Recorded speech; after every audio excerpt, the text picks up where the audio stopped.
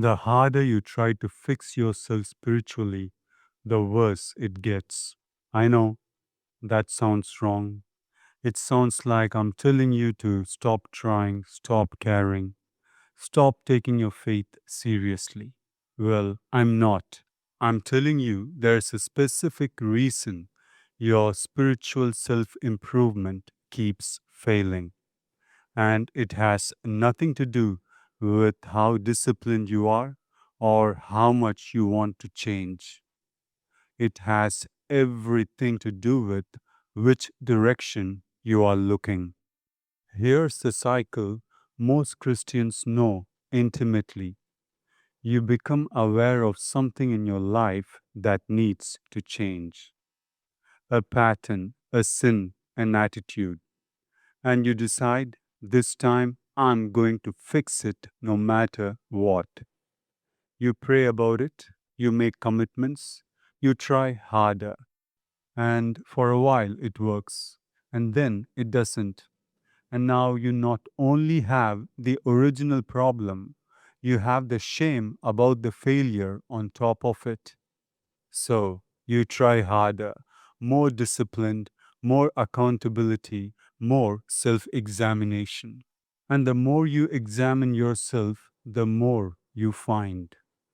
The more you focus on the problem, the larger it seems.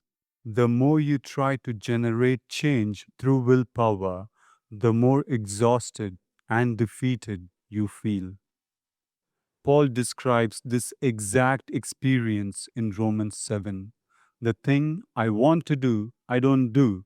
The thing I don't want to do, that's what I keep doing. This is not a weak Christian talking. This is a man who understood the law better than almost anyone and found that understanding it perfectly made the struggle worse and not better.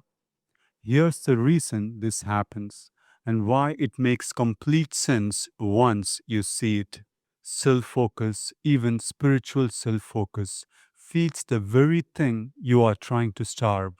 When you make your spiritual problem the center of your attention, when you wake up thinking about it, pray specifically about it, measure your day by whether you succeeded or failed at it, you are giving it the oxygen it needs to stay alive.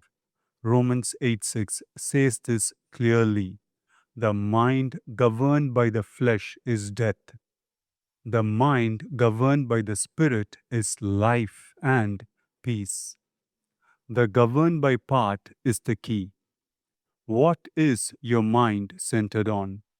What has your primary attention? Because whatever has your attention grows, and whatever you starve of attention, including your own failures, begins to lose its power. There's a principle in psychology that athletes and performers know well. Where your attention goes, your energy flows. A golfer who stands over the ball thinking, don't hit it in the water, will almost always hit it in the water. Not because they want to, because the mind moves toward whatever it's focused on, including the thing it's trying to avoid. Spiritual self improvement works the very same way. When you spend your prayer time cataloging your failures, your Bible reading time measuring your progress, your quiet moments analyzing what's wrong with you are pointing all of your spiritual energy directly at the problem. Hebrews 12:2 gives the opposite instruction.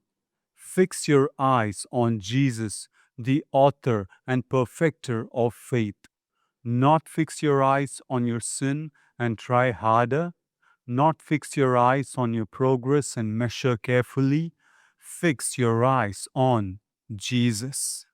The transformation Paul describes in 2 Corinthians 3:18, being transformed into his image from glory to glory, happens as we behold him, not as we examine ourselves, Beholding produces transformation. Self examination produces paralysis. So, what does genuine spiritual change look like if not self improvement? John 15:5. I am the vine, you are the branches. Whoever abides in me and I in him, he is that bears much fruit. For apart from me, you can do nothing. Notice what Jesus does not say. He does not say, whoever works hard enough, monitors themselves carefully enough, stays disciplined enough, will bear fruit. He says, whoever abides, stays connected, remains close. The branch produces fruit not by straining, but by staying. The transformation is a byproduct of proximity, not a product of effort. This means the answer to every spiritual struggle is not try harder in the area of failure. The answer is draw closer to Jesus. And what happens? Not immediately, not dramatically, but genuinely and permanently is that the things connected to Him grow and the things incompatible with Him quietly lose their grip. Not because you wrestle them away, because you stop feeding them with your attention and started feeding something else entirely. Here's the picture that makes this real. Imagine a room with two fires. One is small and struggling, barely alive. The other, it's roaring. You want the small fire gone. So you focus all your attention on it. You study it, you analyze it, you try to smother it with your hands. But while you're focused entirely on the small fire, the roaring fire behind you is dying because you have stopped adding fuel to it. The small fire eventually goes out on its own when the roaring one fills the room with enough heat. Your spiritual life works the same way. Stop trying to smother the small fire with your bare hands. Turn around. Add fuel to what is true and good and alive in you. Fix your eyes on Jesus. Abide in the vine. The light deals with the darkness. You don't have to fight it directly. You just have to keep the light burning. So, here is the practical shift I want you to make. The next time you become aware of something in your life that needs to change, instead of immediately focusing all your energy on fixing it, ask a different question.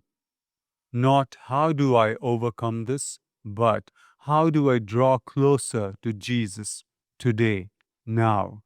Read something that fills you with His grace. Spend time in His presence without an agenda. Let the vine do what the vine does when the branch stays connected. This is not passivity. It is the most active thing you can do because it is working with the grain of how transformation actually happens rather than against it. Beloved, you are not designed to fix yourself, you are designed to abide. And what flows from abiding is fruit you didn't manufacture, change you didn't force, and freedom you didn't earn. Stop fixing, start abiding. The vine will do the rest. If this gave you permission to stop straining, subscribe. Every week, we bring the real gospel to the real struggles that Christians carry. Grace that is deep enough to actually change you, not by your effort, but by His life flowing through you. I'll see you in the next one.